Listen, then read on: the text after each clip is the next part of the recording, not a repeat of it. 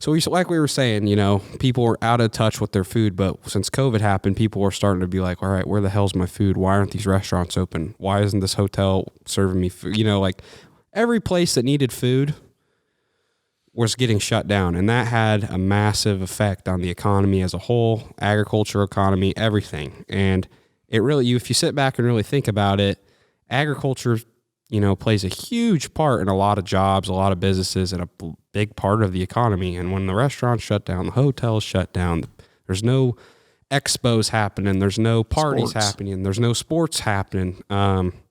It's crazy. It's crazy to see. And and I'll be curious to see how this number, and I honestly don't know where I find this number, but I'll have to try to look.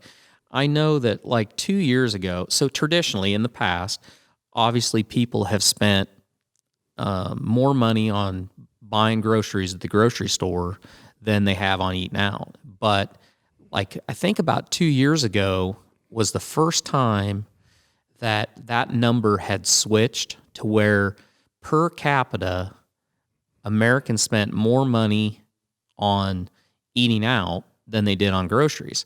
And it's been headed that direction for a long time, but I imagine with COVID for 2020, I'm sure that flipped, obviously, because it was, if it was good for the grocery stores if they could get supply of what they were doing.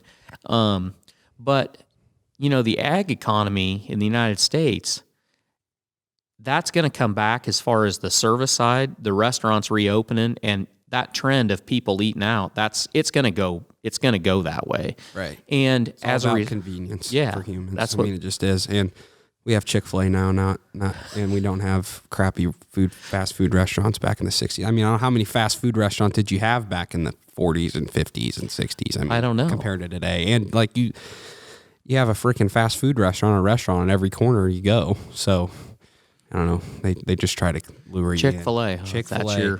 I mean, let's all be honest here. If you've ever ate at Chick-fil-A, it is the premier fast food restaurant. I mean, yeah, the only way it could be better is if it was tenderloin filet. No, exactly. I mean, where's the pork products out here at these fast food restaurants or just restaurants in general? Why doesn't Longhorn Steakhouse have a premium pork ribeye that tastes damn good? Where's that at? Are you saying that you would like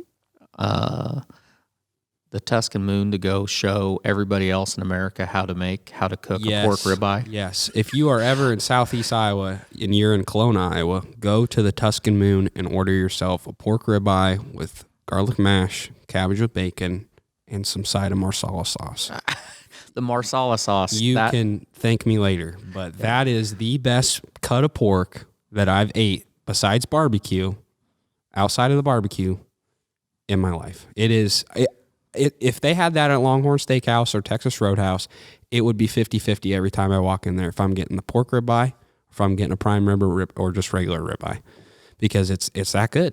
It's that good. And I'm not just being biased here because I'm a pork producer. You go taste it and tell me how you feel about it. It's better than bacon. So there's two things there. One, that's a completely we're not being paid by the Tuscan Moon. It's just true. It's a no-brainer. It's the best pork ribeye you'll ever have. And two, if Longhorn had that pork ribeye, you would be able to afford to have both because we would be selling so much pork that your contract would probably double because we couldn't raise enough pigs. I'm fine with that.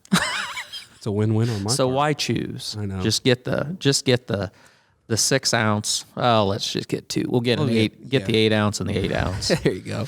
Winter's coming. They got to have a combo deal on there.